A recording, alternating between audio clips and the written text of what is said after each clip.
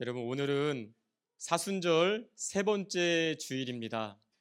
사순절이 어떤 기간일까요? 예수님께서 십자가를 지시기 위해서 가시는 그 십자가의 길을 2000년 전에 있었던 그 십자가의 길을 오늘 나의 삶에 적용해 보는 기간이 바로 사순절입니다. 예수님께서 나를 위해서 하신 일이 무엇인지, 그리고 그 은혜를 지금, 여러분, 십자가는 2000년 전에 있었지만 지금도 우리에게 분명한 영향을 미치는, 우리의 삶을 바꾸어 주시는, 우리를 구원하신 주의 복음인 줄 믿으시기 바랍니다. 그것이 나의 삶을 어떻게 바꾸었는가 깊이 묵상하는 절기가 바로, 은혜의 절기가 바로 사순절입니다. 오늘 본문은 복음에 대해서 말씀해 주고 있습니다. 여러분, 복음이 무엇입니까? 우리가 교회 다니면서 많이 들어봤습니다. 복음이 무엇일까요? 한마디로 예수님께서 나를 대신해서 하신 일이 복음입니다. 내가 할 수 없기 때문에 예수님이 대신 하신 것이죠. 내가 절대로 할 수 없는 일을 예수님께서 하신 것이 바로 복음입니다. 그런데 놀랍게도 그 결과를 지금 내가 누리고 있다는 것이죠. 예수님이 하셨는데 결과를 내가 누리고 있습니다. 조금 더 풀어서 말씀드리면 이렇습니다. 복음은 예수님께서 내 죄를 대신해서 죽으시고 부활하심으로 말미암아 지금 그 은혜를 내가 누리고 있는, 즉 내가 하나님의 자녀가 된 것, 이것이 바로 복음입니다. 어떻게 그것이 가능하게 되었을까요? 시간적으로 따지면 2000년 전입니다. 공간적으로 얘기하면 지금 우리는 대한민국에 있고 예수님은 이스라엘에서 있었던 일입니다. 그것이 어떻게 가능하게 되었을까요? 바로 믿음으로 가능하게 된 것이죠. 믿음으로 의롭다고 인정받았다. 이신칭의. 오늘 본문 5장 1절 상반절 말씀 우리 같이 한번 읽어볼까요? 화면을 보고 함께 읽겠습니다. 시작. 그러므로 우리가 믿음으로 의롭다 하심을 받았으니. 아멘. 이것이 바로 예수님이 우리를 위해서 행하신 놀라운 일의 결과입니다. 믿음으로 의롭다 하심을 인정받았다라는 것이죠. 내가 의로워서가 아니라 하나님께서 의롭다고 인정해 주신 것입니다. 그런데 문제는 우리가 입술로는 복음을 말하고 입술로는 주님을 찬양하지만 뭔가 마음에는 다른 것을 구할 때가 있다라는 것이죠. 복음이면 충분합니다. 예수님 한 분으로 저는 만족합니다. 라고 찬양을 하지만 그래도 다른 사람들이 사는 것처럼 물질도 좀 많이 있었으면 좋겠고, 내 자녀들도 좀 잘 되었으면 좋겠고, 직장에서도 승진했으면 좋겠고, 성공했으면 좋겠고, 사람들에게 인정받으면 좋겠고, 그 중에 어떤 것 하나라도 이루어지지 않으면 예수 믿어봐야 별로 소용없구나. 여러분, 이것은 어폐가 있는 말 아닐까요? 복음이면 충분합니다. 예수님 한 분으로 만족합니다라고 하는데 또 다른 한편으로는 이런 것들을 구하고 있지 않느냐라는 것이죠. 어떤 마을에 물 좋기로 소문난 마을이 있었습니다. 여러분, 집중하시라고 삐리릭 삐리릭 이러는 것입니다. 집중하시라고. 물 좋기로 소문난 마을이 있었는데 왜 그러냐면 시원한 지하수가 막 콸콸콸 쏟아져 나왔습니다. 그런데 그 마을에 어느 날 뜨거운 온천수까지 나오게 된 거예요. 얼마나 좋습니까? 특별히 빨래하시는 분들이 참 좋아했습니다. 뜨거운 물로 팍팍팍팍 빨고 시원한 물로 헹구니까 때가 굉장히 잘 지어지는 거예요. 그 소문이 나서 이웃 마을에서 야, 이런 마을이 있다면서요 하면서 찾아왔습니다. 그러고 너무 부러워서 이야기를 하는 것이죠. 빨래 하시는 분들을 보면서 아니, 뜨거운 물도 나오고 시원한 물도 나오니까 정말 좋으시지요? 그랬더니 빨래 하시는 분이 뭐라고 대답했는지 아십니까? 아유, 좋기는요. 세제도 좀 섞여서 나오면 더 좋겠는데요. 그럼 이것이 인간의 마음이고 인간의 욕심이다라는 것이죠. 어쩌면 이것이 우리의 모습 아니겠습니까? 이미 받은 것이 많고 복음의 은혜를 알고 있지만 그래도 또 뭔가를 더 구하는 이런 모습들. 이 시간에 정말 간절히 바라기는 오늘 말씀을 통해서 저는 복음으로 충분합니다. 저는 예수님 한 분으로 만족합니다. 진심으로 이러한 고백을 할 수 있기를 간절히 소망합니다. 예수님을 믿음으로 말미암아 의롭다고 인정받은 것이 얼마나 큰 은혜인지 오늘 본문 말씀을 통해서 깨닫고 믿음으로 의롭다 하심을 받은 은혜가 무엇인지 잘 확실히 알므로 말미암아 하나님께 영광 올려드릴 수 있는 우리 모두가 되시기를 간절히 소망합니다. 그렇다면 믿음으로 의롭다 인정하심을 받는 그 은혜는 무엇일까요? 첫 번째로 한번 따라해 볼까요? 하나님과 화평케 되는 은혜입니다. 오늘 본문 1절 하반절 제가 읽어드릴게요. 우리 주 예수 그리스도로 말미암아 하나님과 화평을 누리자. 아멘. 이 말씀은 어쩌면 인간의 실존을 잘 보여주는 말씀 아니겠습니까? 무엇입니까? 예수님을 믿기 전에는 하나님과 절대로 화평을 이룰 수 없는 존재가 바로 인간이다라는 거예요. 왜요?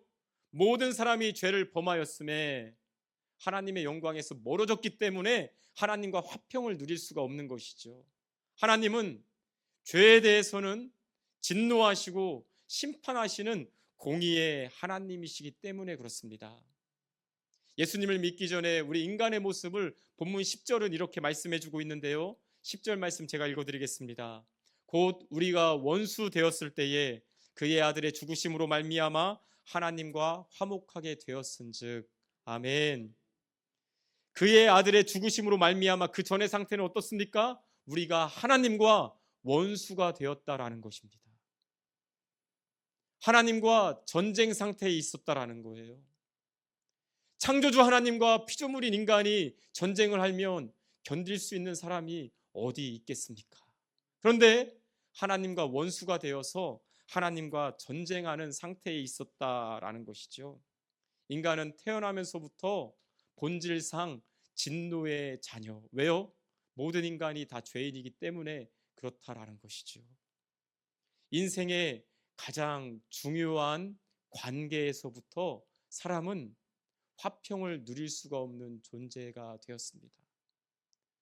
그러므로 말미암아 그 화평을 누리지 못하는 관계가 가정에서, 직장에서, 사회와 국가에서 번지게 됨으로 말미암아 여러분 지금도 세계 곳곳에서 전쟁이 일어나고 있지 않습니까?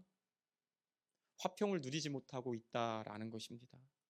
그런데 이렇게 하나님과 나 사이에, 하나님과 사람들 사이에 불화할 수밖에 없는 죄의 문제를 예수님께서 이 땅에 오심으로 말미암아 대신 십자가에 달려 죽으심으로 말미암아 죄의 문제를 완전하게 완벽하게 해결한 줄 믿습니다.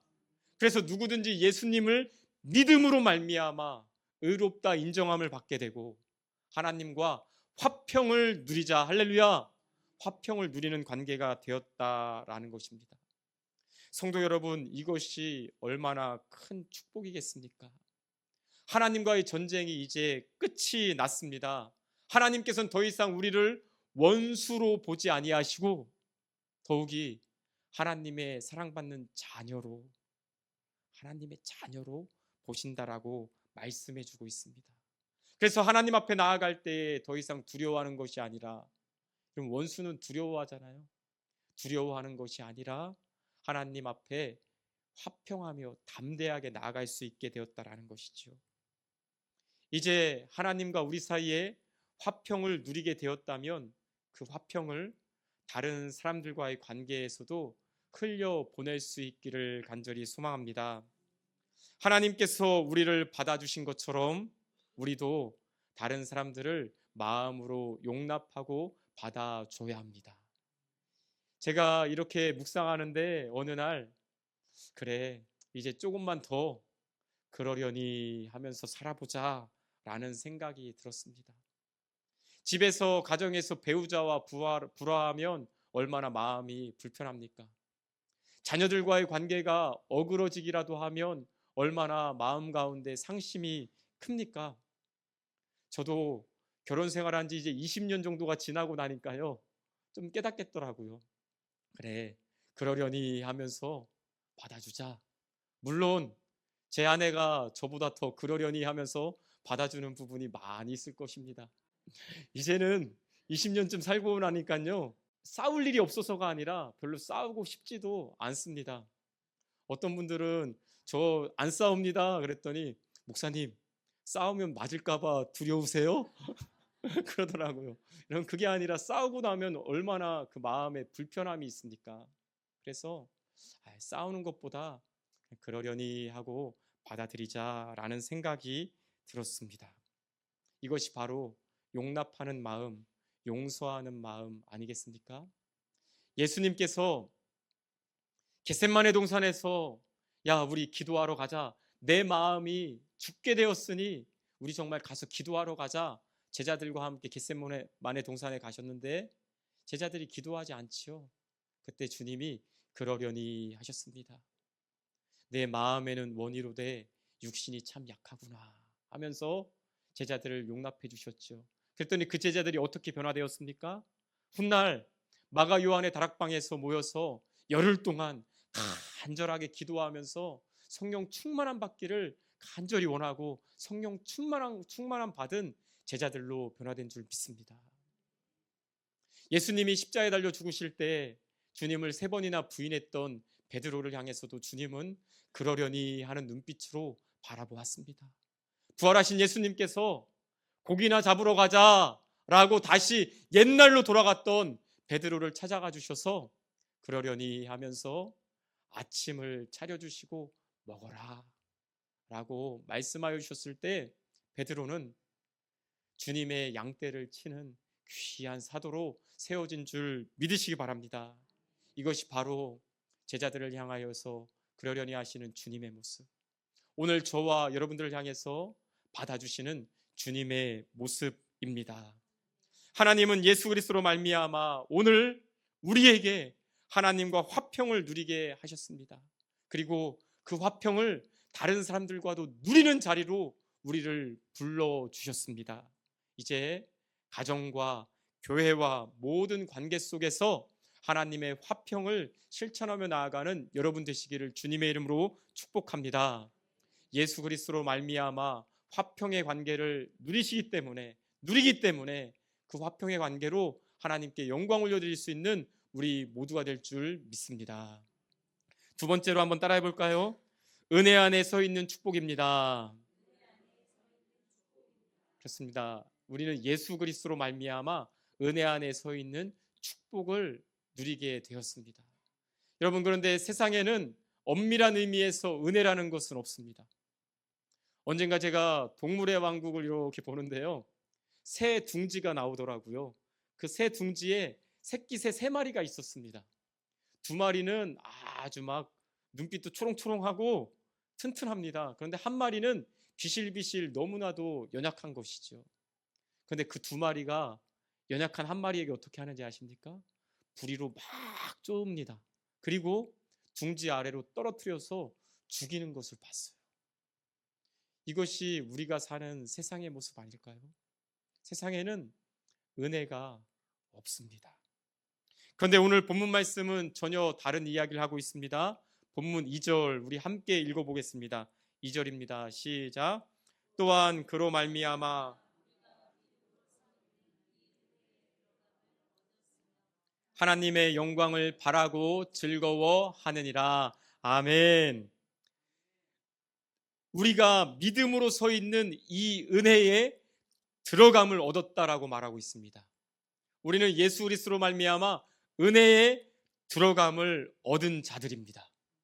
이 말씀에서 은혜에 들어감을 얻었다라고 하는 그 말의 원어적인 의미는 어떤 의미냐면요, 왕 앞에 설 수 있는 특권이다라는 거예요.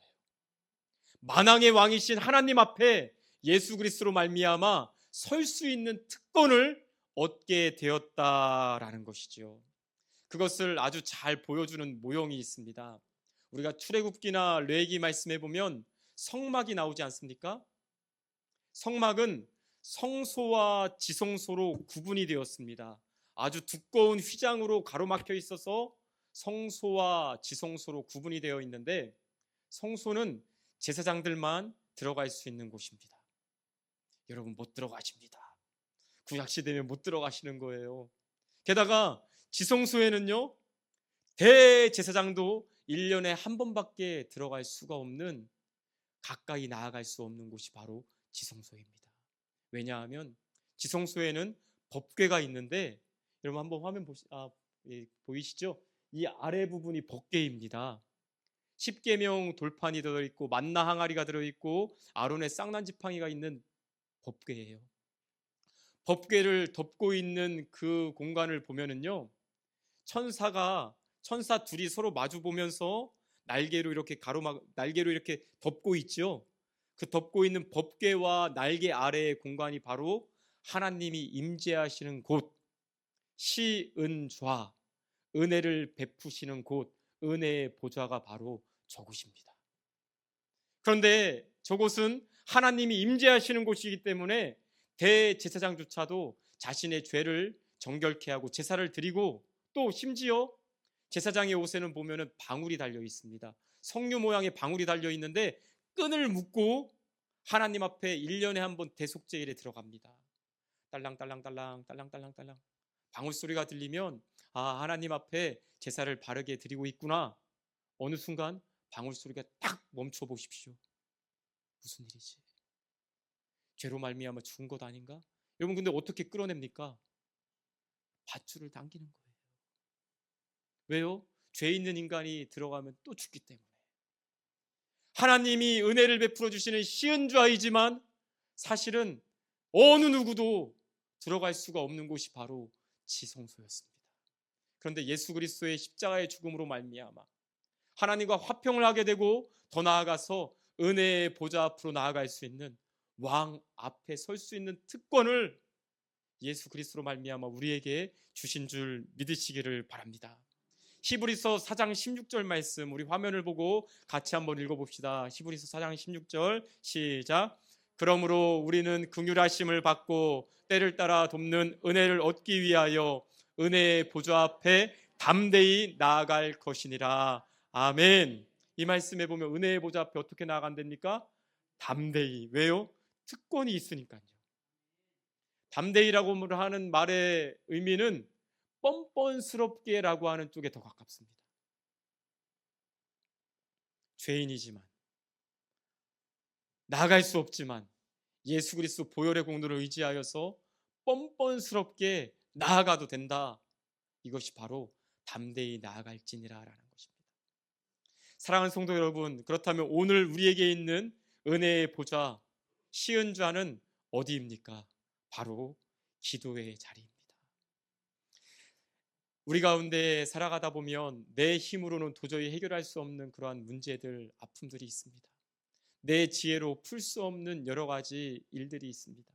그러할 때에 예수 그리스도로 말미암아 우리에게 주신 특권을 가지고 은혜의 보좌 앞으로 담대히 나아가면, 즉 기도하면 하나님께서 우리의 필요를 채워주시고 들어주실 줄 믿습니다.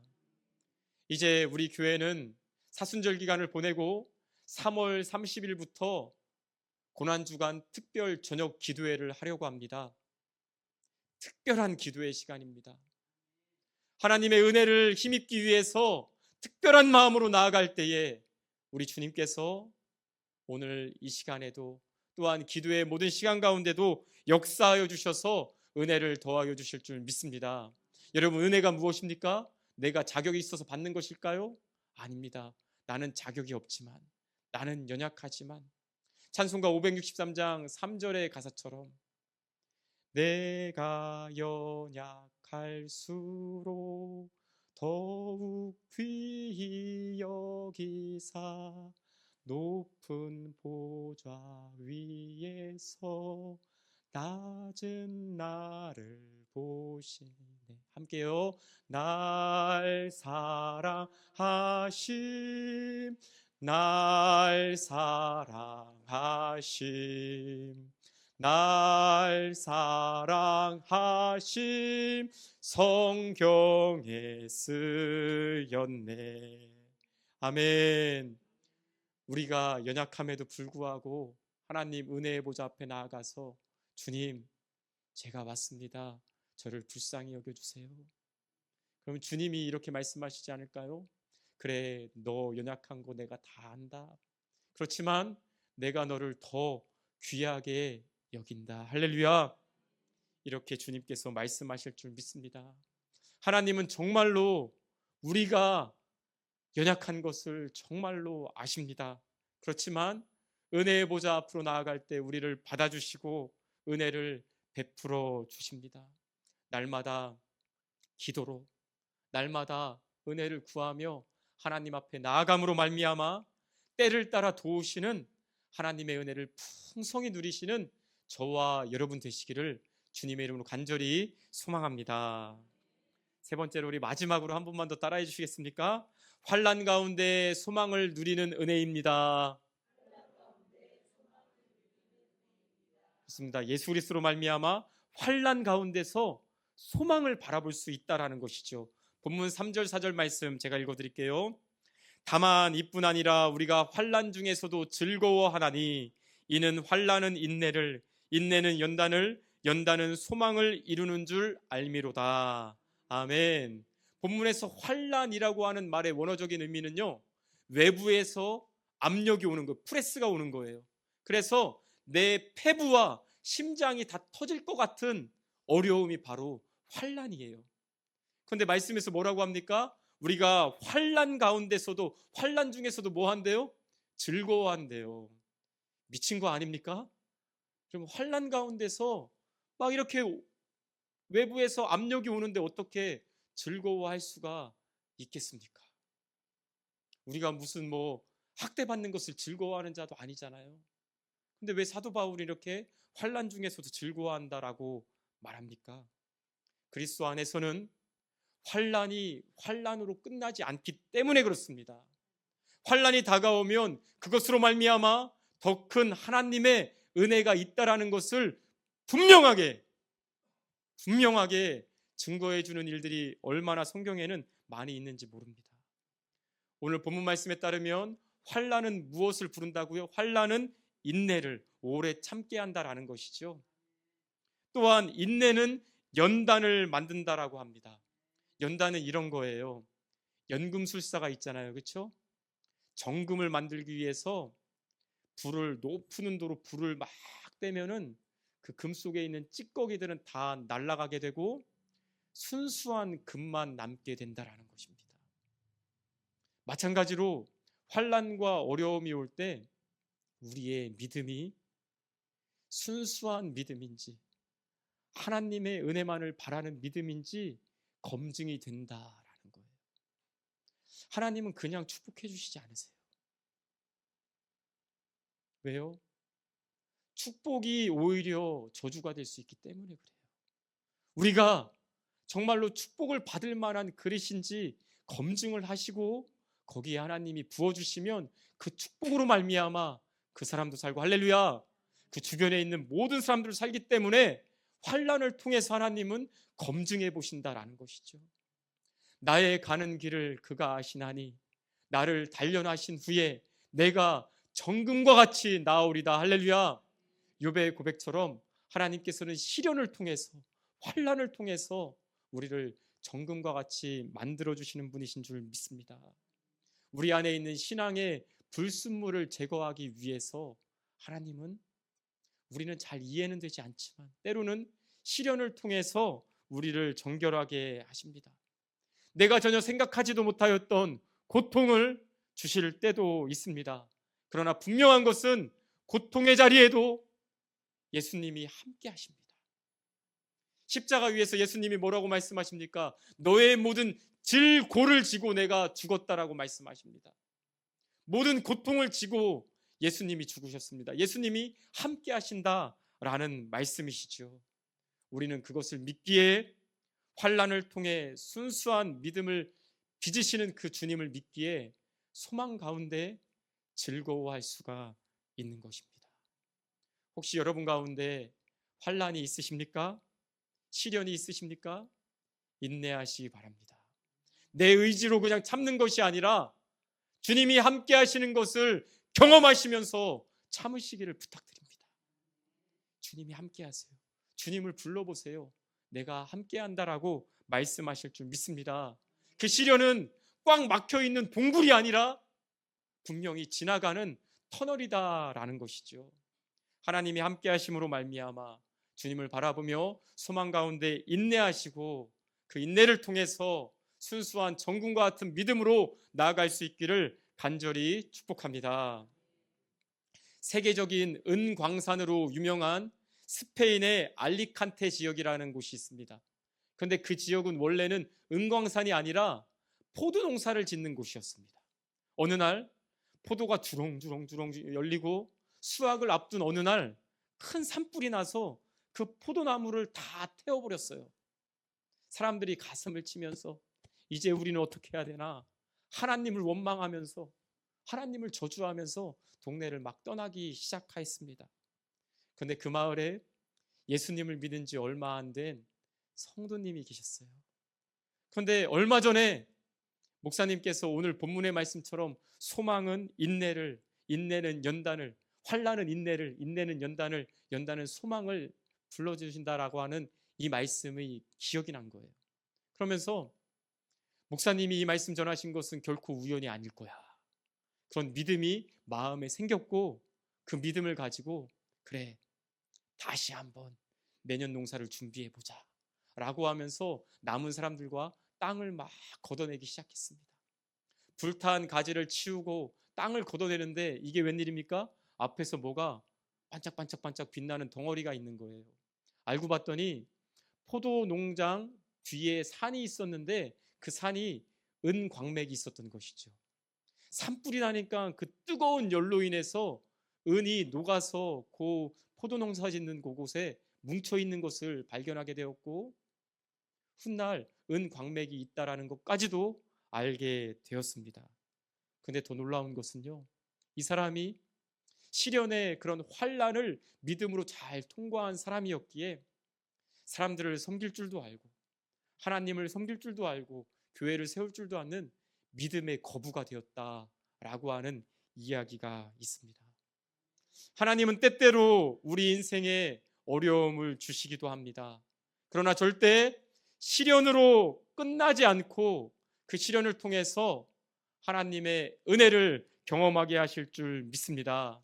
그런 하나님을 기억하며 환난 가운데서도 소망을 바라볼 수 있는 저와 여러분 되시기를 주님의 이름으로 간절히 축복합니다. 이제 여러분 자신에게 한번 스스로 질문해 보시기 바랍니다. 정말로 복음이면 충분하십니까? 예수님 한 분이시면 충분하시나요? 예수 그리스도로 말미암아 우리는 하나님과 화평하게 되었습니다. 하나님이 계시는 은혜의 보좌 앞에 담대히 나아갈 수 있는 특권을 얻게 되었습니다. 환난 가운데서도 소망을 바라볼 수 있게 된 줄 믿습니다. 정말로 예수님이시면, 복음이면 충분하십니까? 사순절 기간 다른 어떤 것 구하는 것이 아니라 오직 주님만 구하며 주의 복음의 능력을 경험하고 복음의 은혜를 더 구하시는, 그러므로 말미암아 승리하시는 청주 성민의 모든 성도님 되시기를 주님의 이름으로 간절히 축복합니다.